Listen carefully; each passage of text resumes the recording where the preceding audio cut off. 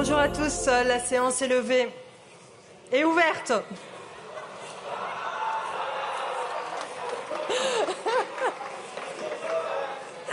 Vous constaterez que je suis bien réveillée. Alors, l'ordre du jour appelle la discussion commune et le vote sur les motions de censure déposées en application de l'article 49, alinéa 2 de la Constitution, par Madame Mathilde Panot et 86 membres de l'Assemblée d'une part, et par Madame Marine Le Pen, Monsieur Éric Ciotti et 56 membres de l'Assemblée d'autre part. La parole est à Madame Aurélie Trouvé pour une durée de 10 minutes.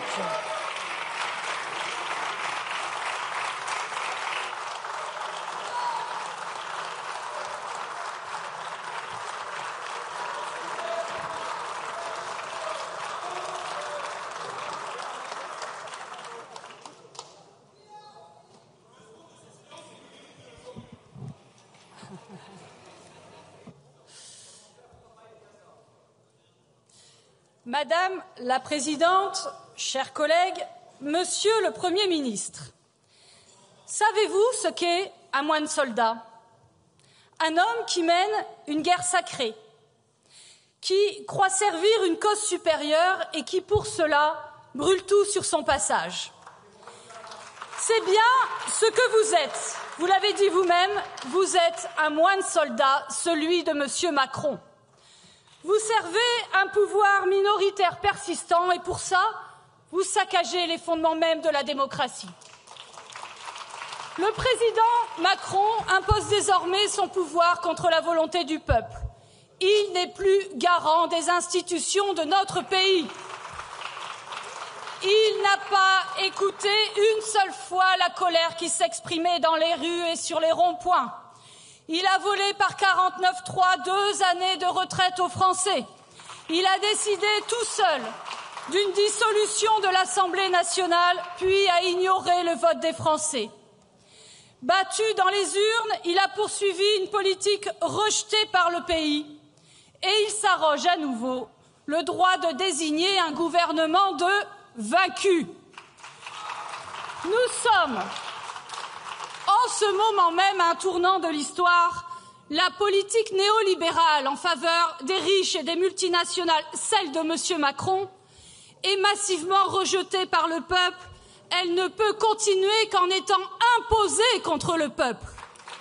Nous y voilà. C'est le néolibéralisme autoritaire et vous en êtes le moine soldat, Monsieur le Premier ministre, avec vos pauvres armes. Faites de tractations de couloirs, de discussions secrètes, de deals politiciens méprisables. Vous trahissez l'esprit de la République et son principe premier. Le gouvernement du peuple, par le peuple et pour le peuple. Dès lors, ce n'est pas vous l'enjeu, Monsieur le Premier ministre, c'est la France. Chers collègues, censurer aujourd'hui, c'est exprimer notre attachement viscéral à la démocratie. C'est sauver la République du fanatisme de ceux qui prétendent aimer la France tout en la mettant sous tutelle.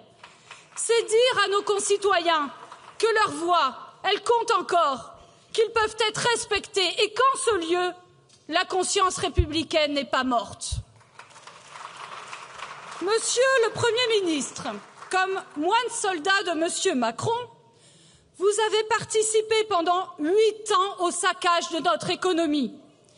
Il n'y a jamais eu autant d'entreprises qui ferment. Les salaires, les investissements productifs chutent. Les souverainetés industrielles et alimentaires sont en très grave danger. Les fins de mois des Français deviennent insoutenables. Vous avez dévasté l'économie du pays. Et votre budget, que vous dites sérieux, fiable, va amplifier le désastre. Les instituts économiques le prédisent, ce budget nous fera terminer l'année avec les pires résultats économiques des puissances européennes. 30 milliards de nouvelles coupes budgétaires et évidemment un très grave effet récessif. Par la baisse du pouvoir d'achat de toutes les classes populaires, ce sera un saccage pour les centaines de milliers d'auto-entrepreneurs qui devront désormais payer la TVA. Un saccage pour les TPE du bâtiment, qui subiront de plein fouet la nouvelle baisse des aides à la rénovation énergétique des logements, et tant d'autres. Les agriculteurs qui subissent les traités de libre-échange, boulangers, bouchers face à la hausse des factures d'énergie.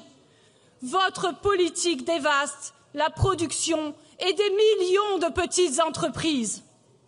Tous les budgets qui font l'unité de notre nation seront amputés, ceux du logement, l'aide alimentaire ou encore le budget des Outre-mer avec une baisse de 200 millions d'euros. Ce sera aussi un saccage de notre planète et de notre santé.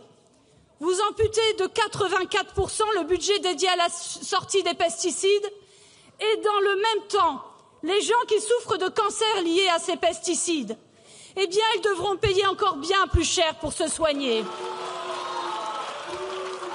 Votre budget relève d'une forme de dévotion, une dévotion cruelle, une dévotion au marché financier et à la dette qui ne peut pas finir autrement qu'en saccage.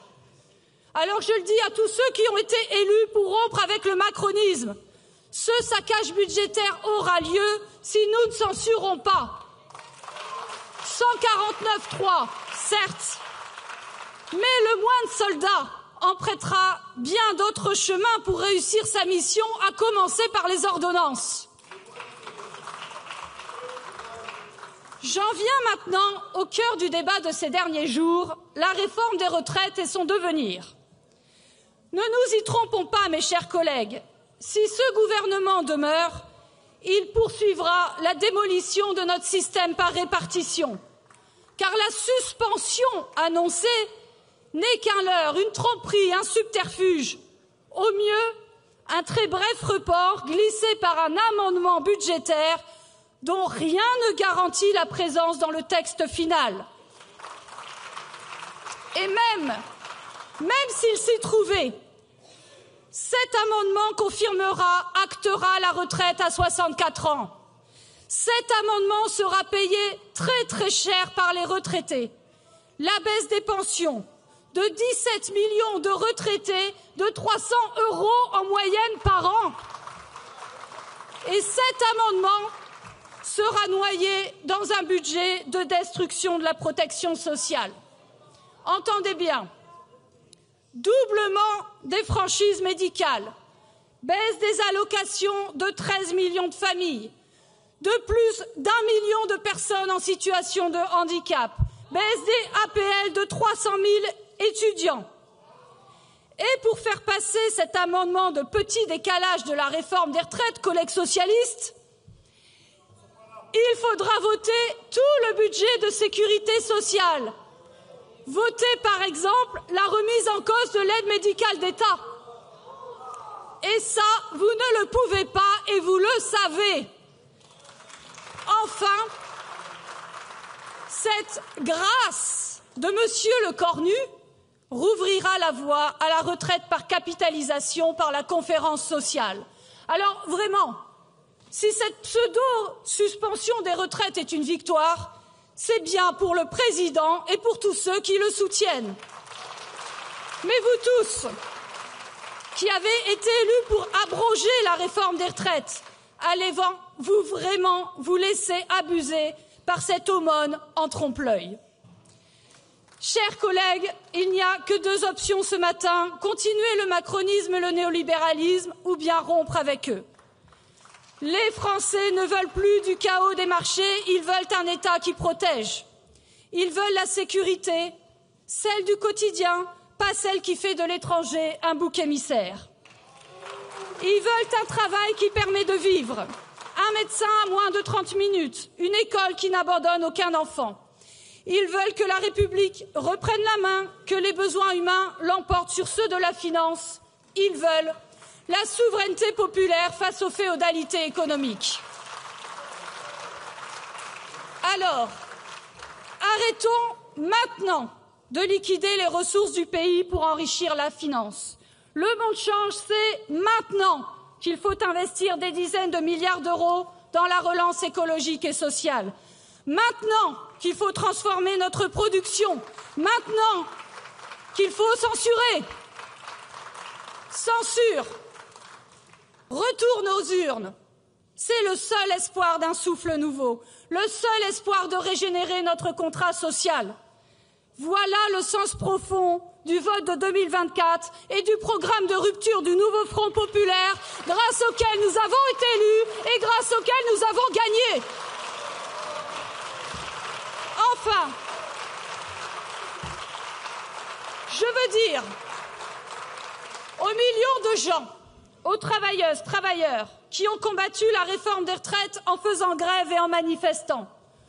Oui, c'est grâce à vous et seulement vous si la volonté d'abroger la réforme des retraites reste aussi majoritaire dans l'Assemblée nationale et dans le pays. Et à vous tous qui avez fait grève et avez manifesté, je vous dis, ne vous trahirons pas, nous continuerons le combat et nous censurerons. Respectons le mandat de nos électeurs, pensons à l'espoir que nous avons soulevé. Il est des moments où l'attentisme devient de la lâcheté, et nous y sommes. Jean Jaurès disait « Le courage, c'est d'aller à l'idéal et de comprendre le réel ». Je m'adresse ici à tous ceux qui se disent héritiers de Jean Jaurès. Montrez ce courage et censurez. Merci beaucoup, Madame la députée.